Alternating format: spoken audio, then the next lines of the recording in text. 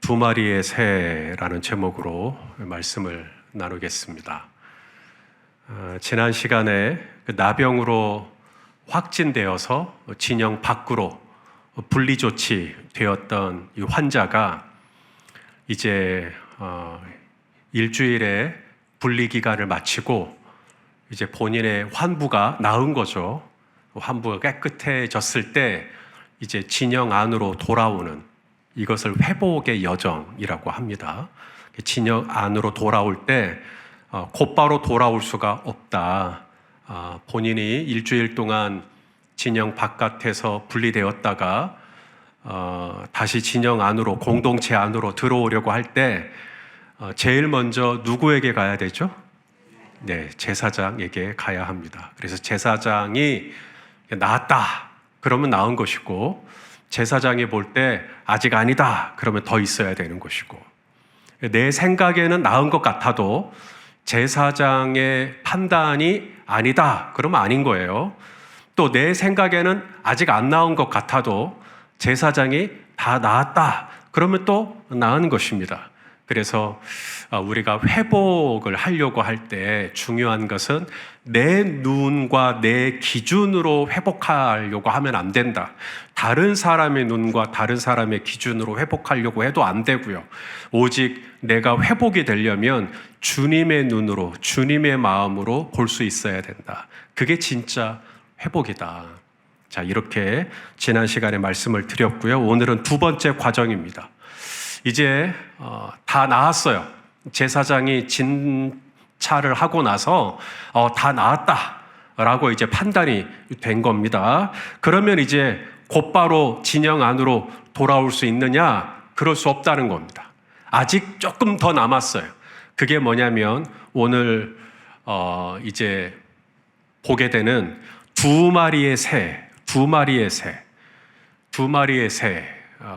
의식이라고 할까요? 퍼포먼스라고 할까요?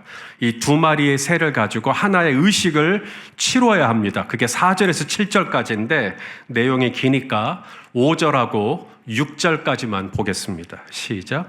제사장은 또 명령하여 그 새 하나는 흐르는 물 위 질그릇 안에서 잡게 하고, 다른 새는 산채로 가져다가 백향목과 홍색실과 우슬초와 함께 가져다가 흐르는 물 위에서 잡은 새의 피를 찍어. 자, 이제 이 나병 환자가 다 나았어요. 피부병이 다 나은 겁니다. 그랬을 때 이제 두 마리의 새를 제사장이 준비해서 갑니다. 두 마리의 새를 준비해서 가서 한 마리는 잡아요. 그리고 한 마리는 풀어주는, 이 의식을 하는 거예요. 근데 한 마리를 잡고 나서 이제 죽을 거 아닙니까? 피를 흘리고 그 피를 질그릇 안에 있는 물에다가 이제 그 피를 쏟게 하는 것입니다. 그러면 이제 물이 빨갛게 되겠죠. 그러면 이제 그 빨갛게 된 이 물을 이 나병 환자였던 분에게 7번을 뿌리는 거예요. 7번을 뿌리는 겁니다. 그리고 나서 이제 한 마리의 새가 더 있잖아요. 그 한 마리의 새를 그 물에다가 담궈요. 그러면 이제 그 새의 깃털이나 몸에 뭐가 묻을까요? 피가 묻겠죠. 피가 빨갛게 이제 묻게 되면 이제 이 새를 들에 풀어주는 것입니다. 이게 이 의식을 해야 돼요. 이 의식을 꼭 해야 합니다. 이 의식이 주는 메시지가 있어요. 첫째는 뭐냐면 당신은 죽었다라는 것입니다. 이 한 마리의 새가 이 질그릇 안에 죽을 때 새만 죽은 게 아니라 당신도 죽었다라는 뜻입니다. 그리고 또 하나는 당신은 살았다라는 것이죠. 이제 한 마리의 새는 들에 풀어주잖아요. 그래서 이제 이 나병 환자는 당신은 이제 살게 되었다라는 것인데, 다만 살긴 살았는데 이 들에 풀려난 이 새의 몸에 피가 묻어 있는 것처럼 구별되어야 되는 것이죠. 다른 새는 피가 안 묻었잖아요. 근데 요 새만 피가 묻은 거니까 구별되는 것이죠. 그런 것처럼 이제 내가 자유를 얻게 되고 이제 내가 진영 안으로 회복이 되겠지만은 항상 기억해야 할 것은 나는 구별된 삶을 살아야 한다. 나는 거룩한 삶을 살아야 한다라는 것을 기억하고 있어라 라고 하는 것을 이 의식으로 메시지를 주고 있는 거예요. 이 두 마리 새하고 또 비슷한 이 두 마리의 새 의식을 좀 보고 있자니 또 생각나는 사건이 있습니다. 대속죄일, 이제 저희가 지금 14장을 보고 있고 16장에 가면 대속죄일에 나오는데 대속죄일에 두 마리의 염소가 나와요. 두 마리의 새처럼 두 마리의 염소. 그래서 한 마리 염소는 잡아요. 그리고 한 마리 염소는 광야에 풀어버립니다. 광야에 풀어버려요. 자, 10절 말씀을 한번 읽어보겠습니다. 시작. 아사셀을 위하여 제비 뽑은 염소는 산채로 여호와 앞에 두었다가 그것으로 속죄하고 아사셀을 위하여 광야로 보낼지니라. 오늘 두 마리의 새 중에 한 마리는 죽임을 당하지만 한 마리는 들에 풀어주는 것처럼 한 마리 염소는 대속죄일에 속죄의 피를, 이스라엘 전체의 피를 이제 속하기 위해서 죽어야 되는 것이고, 한 마리의 염소는 살기는 사는데 어디에서 풀어줘야 돼요? 광야에서 풀어주는 겁니다. 그럼 염소 어떻게 될까요? 염소는 귀소 본능이 있어요. 염소는 양하고 달라서 양은 귀소 본능이 없지만 염소는 돌아올 수가 있습니다. 그런데 광야잖아요. 광야. 한 번도 이 염소가 가본 적이 없는 광야. 거기 깊은 곳에 갔다가 염소를 놓고 혼자 사람만 되돌아오는 것입니다. 그러면 이제 염소가 길을 잃고 헤매다가 죽게 되겠죠. 이것이 무엇을 의미하냐면 이 염소가 죄잖아요. 이 죄를 이스라엘 공동체로부터 멀리 분리시키는 거예요. 그래서 이 죄가 절대로 이스라엘 공동체 안으로 들어오지 못하도록 하는 것. 그것이 바로 두 마리의 염소에 담겨 있는 뜻입니다. 두 마리의 새와 두 마리의 염소가 비슷한 부분도 있고 조금 다른 부분도 있죠. 자, 비슷한 부분도 있고 다른 부분도 있어요. 두 마리 새는 개인적인 정결의식입니다. 개인적인 정결의식. 하지만 두 마리 염소는 공동체적인 정결의식이에요. 또 두 마리 새는 하나는 죽고 하나는 살아요. 하지만 두 마리 염소는 하나는 죽고 하나도 죽어요. 광야에서 죽는 거니까요. 유대인들의 율법책 중에 미시나라고 하는 율법책이 있어요. 거기에 보면 광야의 대속죄일에 염소를 거기다가 풀어놓고 사람이 왔는데 염소가 그 다음날 공동체 안으로 들어와 버린 거예요.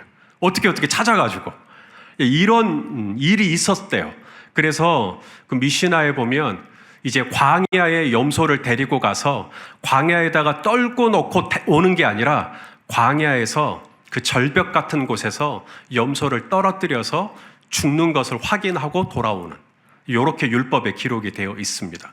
그러니 두 마리의 새는 한 마리는 살지만 두 마리의 염소는 어쨌든 둘 다 죽는다라고 하는 어떤 차이가 있을 수 있습니다. 자, 이러한 의식을 통하여서 우리 아버지 하나님께서 저와 여러분에게 주고자 하는 메시지가 있겠죠.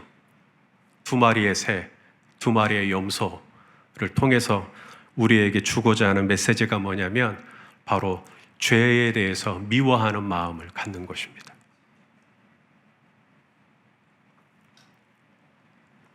죄로 인하여서, 나병은 자라아트, 이 나병은 우리가 생각할 때는 그냥 피부병인데 당시에 고대의 사람들에게는 나병은 죄로 인한 하나님의 저주, 하나님의 심판의 결과라고 생각을 했기 때문에 그 죄 때문에 진영 밖으로 나가게 되는 것이고, 죄 때문에 사랑하는 사람들과 분리하게 되는 것이고, 죄 때문에 아무 죄 없는 새가 죽임을 당하는 것이고, 죄 때문에 염소가 죽임을 당하는 것이고,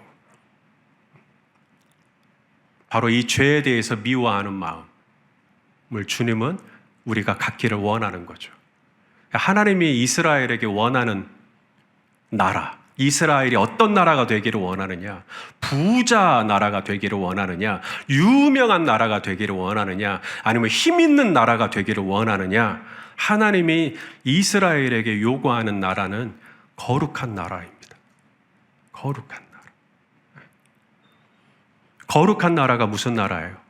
바로 죄를 미워하는 나라입니다. 자, 잠언 8장 13절 읽어보죠. 시작.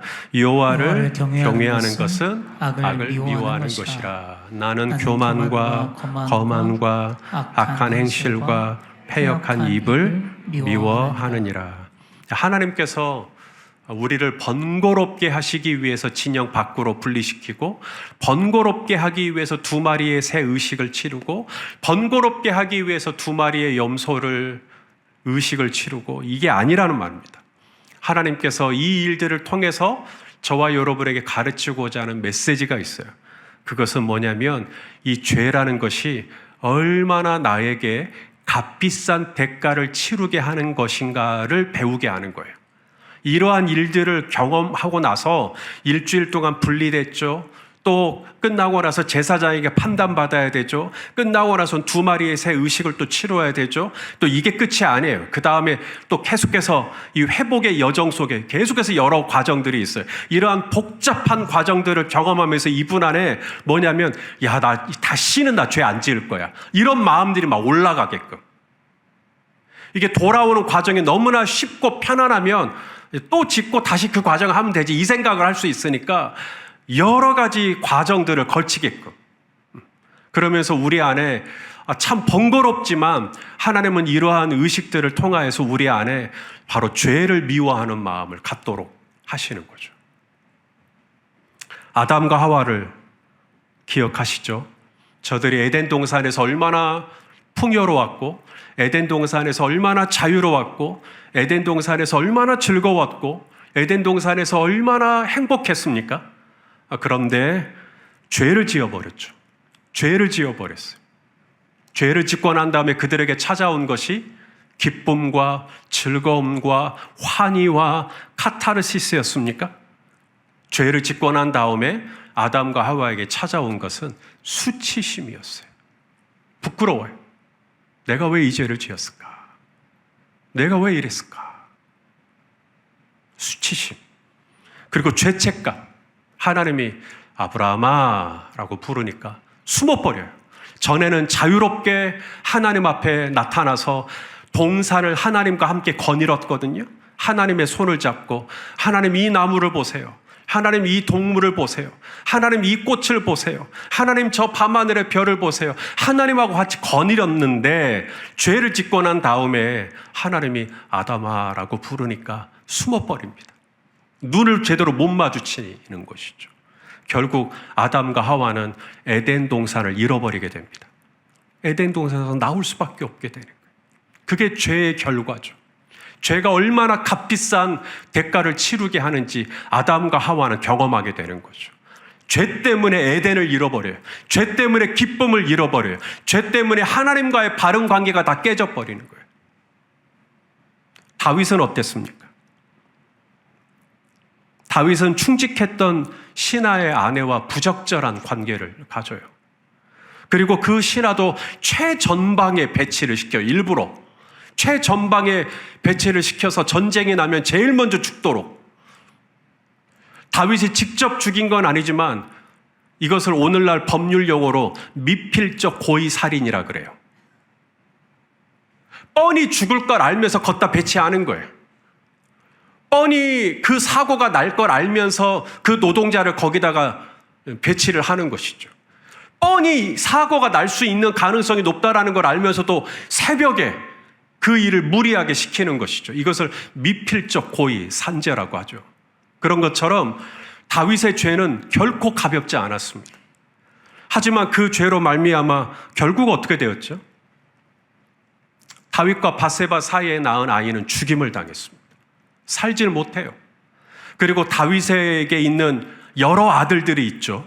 거의 20명에 가까운 다윗의 아들들이 서로 얼마나 서로 물고 뜯고 싸우고 다투고, 암몬은 그의 배다른 여동생을 성폭행하고, 또 그 여동생의 오빠였던 압살롬은 암논을 죽이고 결국 또 압살롬은 또 먼 나라로 도망가고 이런 복잡한 가정들이 그의 자녀들에게 그대로 일어나는 것이죠. 다윗이 저질렀던 성폭행이 암논에게 나타나는 것이고 다윗이 저질렀던 미필적 고의 살인이 압살롬에게 그대로 재현되는 것이죠. 그러면서 다윗이 치를 떠는 겁니다. 죄라는 것이 얼마나 끔찍한 대가를 지불하게 하는 것인지 죄를 생각하면 치가 떨리는 거예요. 너무 싫은 거예요. 그래서 그의 아들 솔로몬이 왕이 되었을 때 말한 거예요. 아들아, 하나님을 경외하는 건 악을 미워하는 거야. 네가 정말로 하나님을 사랑한다면, 마음을 다하여 뜻을 다하여 힘을 다하여 하나님을 사랑한다면 악을 미워할 줄 알아야 돼. 죄를 미워할 줄 알아야 돼. 이러한 다윗의 가르침이 있었고 그 가르침을 받았던 솔로몬이 그의 잠언에 여호와를 경외하는 것이 악을 미워하는 것이라고 적은 거죠. 아버지에게 배운 거예요. 하나님을 경외하는 것이, 하나님을 사랑한다는 것이 뭔가? 그것은 죄를 미워하는 것. 죄가 나를 진영 밖으로 분리시키는 거예요. 나병이 나를 진영 밖으로 분리시키는 게 아니라 죄가 나를 진영 밖으로 분리시키는 거예요. 죄가 나를 사랑하는 사람들과 떨어뜨려 놓는 거예요. 죄가 나를 에덴의 기쁨을 잃어버리게 하는 것이며 죄가 내가 사랑하는 사람들의 마음을 아프게 하는 것이며 죄가 나를 수치스럽게 하는 것이며 죄가 나를 공허하게 만드는 것이며 죄가 나와 하나님 사이의 친밀감을 다 박살내버리는 것입니다. 쪼개버려요. 하나님의 친밀한 임재가 느껴지질 않아요. 어느 날 저는 깊은 절망감에 빠져 있었어요. 어떤 죄 때문에 그런 것이었어요. 구체적으로 말씀은 드릴 수는 없지만 그 죄 때문에 하나님 앞에서 너무나 부끄럽고 하나님 앞에 너무 죄스러워서 고개를 들지 못하고 왜 나는 이것밖에 안 될까? 왜 나는 이렇게 약할까? 목사까지 돼가지고 왜 나는 아직도 이 문제 때문에 이렇게 힘들어할까? 그렇게 하나님 앞에서 엎드려 있었어요. 하나님, 나 어떻게 하면 좋습니까? 이러면서 있는데 하나님의 생각나는 말씀이 하나 있었어요. 레위기 11장에 있는 말씀인데 내가 거룩하니 너희도 거룩할지어다. 이 말씀이 생각이 나는 거예요. 가뜩이나 죄 때문에 마음이 무거운데 너희도 거룩하라. 이 말씀을 주니까 더 마음이 무거워지는 거예요. 하나님, 더 마음이 무겁습니다. 저도 거룩하게 살고 싶죠. 저도 거룩하게 살고 싶은데 안 돼요. 이게 안 돼. 그런데 주님께서 또 말씀하시는 거예요. 내가 거룩하니 너희도 거룩할지어다. 그래서 도대체 왜 이 말씀을 주실까? 계속해서 그 말씀을 되뇌이면서 묵상을 하기 시작하는데 이 레위기 11장 45절의 방점은 너희도 거룩할지어다가 아니에요. 이 레위기 11장 45절의 방점은 어디에 있냐면 내가 거룩하니에 있어요. 내가 거룩하니. 내가 거룩하니. 너희도 거룩할지어다. 묵상의 관점을 나더러 거룩하라고 말씀하시는구나 라고 했을 때는 절망이었어요. 그런데 하나님이 말씀하시는 거예요. 내가 거룩하니 너도 손목사 너도 거룩할지어다. 이게 무슨 말처럼 들려지기 시작했냐면 하나님께서 거룩하니까 나도 너를 거룩하게 해주겠다. 내가 거룩하기 때문에 나는 네가 거룩하지 않은 것을 두 눈 뜨고 볼 수가 없다. 내가 거룩하기 때문에 나는 너를 반드시 거룩하게 할 것이다. 만일에 우리가 거룩한 삶을 사는 게 불가능한데 너희도 거룩할지어다라고 하신다면 하나님 억지 부리시는 겁니다. 이게 불가능한데 죽었다 깨어나도 안 되는 건데 무조건 우리에게 거룩할지어다라고 명령하신다면 우린 불가능해요.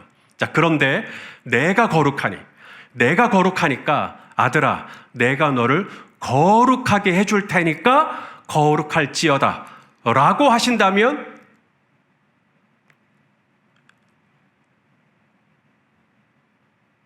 달라지는 거예요. 그게 새 언약입니다. 새 언약. 자, 새 언약의 말씀 예레미야 31장 33절 읽어보시죠. 시작. 그러나 그날 후에 내가 이스라엘 집과 맺을 언약은 이러하니 곧 내가 나의 법을 그들의 속에 두며 그들의 마음에 기록하여 나는 그들의 하나님이 되고 그들은 내 백성이 될 것이라. 여호와의 말씀이니라. 우리가 33절을 봤는데 31절 말씀에 내가 이스라엘과 새 언약을 맺으리니 그러면서 그 새 언약의 내용이 33절에 나와요. 내가 이스라엘과 맺을 새 언약의 내용은 이거다. 내 법을 그들의 마음에 두겠다. 내 법을 그들의 속에 두며 그들의 마음에 기록하겠다. 그러니까 옛 언약과 새 언약의 차이가 있어요. 옛 언약은 시내산 율법이에요. 시내산 율법, 하라고 하는 율법이 있고 하지 말라고 하는 율법이 있죠. 이걸 다 합치니까 615개. 이 600개가 넘는 율법이 나왔어요. 근데 이 600개가 넘는 율법은 우리를 좌절시켜요. 왜냐하면 그렇게 못해요. 지켜질 수가 없어요. 이 옛 언약을 온전히 충실하게 살아낼 수가 없어요. 우리의 힘과 능력으로는. 그래서 옛 언약은 내가 실패할 밖에 없다라고 하는 것을 고발하기 위한 장치예요. 그래서 옛 언약을 주신 거예요. 네 힘으로 해봐 한번. 네 능력으로 한번 해봐. 네 의로움으로 한번 해봐봐. 네가 마음껏 한번 경건하게 살아보려고 해봐봐. 네가 이웃에게 선을 베풀려고 해봐봐. 되나 안 되나? 이게 옛 언약이에요. 그래서 옛 언약을 받고 났더니 안 되더라는 거예요. 그래서 예레미야에 가서 하나님이 새 언약을 주겠다는 거예요. 그 새 언약은 뭐냐면 옛 언약처럼 우리도록 그렇게 살라는 게 아니라 내가 너희 속에 들어가겠다는 거예요. 하나님이 우리 속에 들어오셔서 누구든지 내 음성을 듣고 문을 열면 내가 그에게로 들어가서 그로 말미암아 하나님의 뜻대로 살고 싶은 마음이 일어나도록. 전에는 거룩할지어다였는데 이제는 거룩하게 살고 싶은 열망이 내 안에 막 올라오는 거예요. 전에는 거짓말하지 말라, 내 이웃에 대해서 거짓 증거하지 말라였는데 이제는 주님이 내 안에서 이웃에 대해서 거짓 증거를 하는 것에 대해서 불편한 마음들이 막 내 안에 올라오는 거예요. 아, 내가 그렇게 말하면 안 되는 건데, 농담으로라도 그렇게 말하는 게 아니었는데 막 이런 죄책감들이 막 내 안에 올라오기 시작하는 거죠. 그게 왜 그러느냐? 이제는 내 안에 하나님의 나라가 임해서 하나님이 내 속에 말씀을 기록하고 하나님이 내 속에 하나님의 뜻 가운데 하나님의 뜻은 이것이니 너희의 거룩함이니라. 하나님의 뜻 가운데 거룩한 삶을 열망하고 거룩한 삶을 기대하고 거룩한 삶을 갈망할 수 있는 거룩한 꿈이 우리 안에 일어나도록 하는, 바로 그게 새 언약이에요. 그리고 예수님께서 제자들과 함께 잔을 나누시잖아요. 잔을 나누면서 이것은 새 언약의 피다. 새 언약의 피. 우리 힘으로 원수를 사랑할 수 있나요? 죽었다 깨어나도 안 됩니다. 그런데 주님이 내 안에 오셔서 주님이 나로 하여금 원수를 사랑하는 마음을 부어준다면 그래도 불가능할까요? 기도는 내 힘으로 가능하나요? 기도 또한 내 안에서 성령님이 기도하고 싶은 마음을 불러일으켜 주셔야 기도가 되는 거예요. 우리 스가랴 12장 10절 말씀 읽어봐요. 시작. 내가 다윗의 집과 예루살렘 주민에게 은총과 간구하는 심령을 부어주리니. 그냥 너희는 기도해라, 너희는 쉬지 말고 기도해라 라고 하실 수 있잖아요.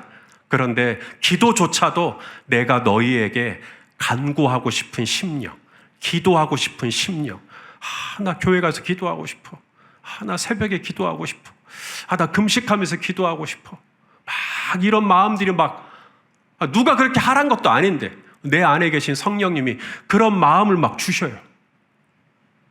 이게 왜 이런 일이 일어나는 거지? 그게 새 언약이에요.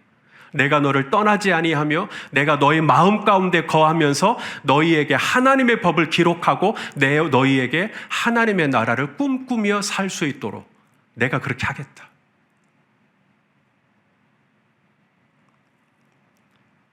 우리 힘으로는 온전히 죄와 싸워 이길 수가 없습니다. 내 마음으로는 하나님의 법을 즐거워하죠. 하지만 내 지체 속에 또 다른 법이 싸워요. 그리고 나를 죄의 법 아래로 사로잡아요. 끌고 가요. 나는 그거 하기 싫은데 또 그걸 해요. 나는 그거 보기 싫은데 또 그걸 보고 있어요. 난 거기 가기 싫은데 또 가고 있어요. 내 힘으로는 안 돼요. 죽었다 깨어나도 안 됩니다. 그럼 어떻게 해야 되느냐? 여러분, 악을 미워하려고 노력하지 마세요. 여호와를 경외하는 것은 악을 미워하는 것이라 그랬습니다. 악을 미워하는 게 열매가 돼야지 악을 미워하려고 하면 안 돼요. 악을 미워하려고 하면 악은 더 커집니다. 악은 좋아해요. 악을 미워하려고 하지 말고 주님을 사랑하려고 하십시오. 그러면 악이 미워집니다. 하나님을 사랑하고 말씀을 사랑하고 예배를 사랑하고 성도 간의 교제를 사랑하잖아요. 그러면 뒤돌아보니까 죄를 멀리 하게 돼요. 죄랑 싸우려고 하니까 나는 오히려 죄에 넘어지는데 죄랑 싸우는 것이 아니라 나는 오히려 하나님의 거룩한 빛 앞에 내 자신을 노출시켰더니 악이 멀리 가 있는 거예요. 그래서 다윗이 말하는 거예요. 하나님을 경외하는 것이 죄를 미워하는 거다. 하나님을 사랑하면 죄가 멀리 떠나는 것이고. 사랑하시는 성도 여러분, 회복이라는 게 뭐냐? 회복이란 바로 이 죄라는 것이 얼마나 끔찍한 것인가를 인식하는 거예요. 죄가 결코 만만한 게 아니라는 것. 죄 때문에 내가 이 고통을 겪고 있다라고 하는 것. 죄가 가져다 준 이 아픔. 죄 때문에 잃어버린 상실. 죄 때문에 이 복잡한 이 모든 상처들이 바로 이 죄로 인한 결과라고 하는 것을. 그래서 죄에 대해서 미워하는 마음이 우리 안에 일어나는 것. 그게 회복입니다. 이런 마음이 일어나지 않으면 당신은 회복해야 해요. 당신이 회복했다면 죄에 대해서 미워하는 마음이 일어날 것입니다. 그래서 우리는 회복을 해야 하는 거예요. 죄를 미워하는 마음을 갖도록 하기 위해서. 뜨거운 것에 손을 대본 사람은 또다시 뜨거운 것에 손을 대지 않겠죠? 이거 대면 큰일 나, 화상 입어 라고 하는 것처럼 죄는 어떤 모양이라도 버릴 수 있는 거룩한 하나님의 자녀들이 다 되시길 주의 이름으로 축원합니다. 기도하시겠습니다. 하나님, 오늘 이 나병 환자가 진영 안으로 돌아오는 과정에 있어서 2마리의 새 퍼포먼스를 통하여서 우리에게 메시지를 주신 것을 감사합니다. 새가 죽을 때 나도 죽었고 새가 자유를 얻었을 때 나도 자유를 얻는데 하나님, 내가 그냥 내 하고 싶은 대로 살고 내 가고 싶은 대로 가는 자유가 아니라 피 묻은 새, 거룩하게 구별된 새라는 것을 기억하고 우리의 일상 속에서 말을 하더라도 거룩하게, 결정을 하나 하더라도 거룩하게, 정말 하나님의 뜻에 합당한 그런 삶을 살 수 있도록 성령 하나님 인도하여 주시옵소서. 예수님의 이름으로 기도합니다. 아멘.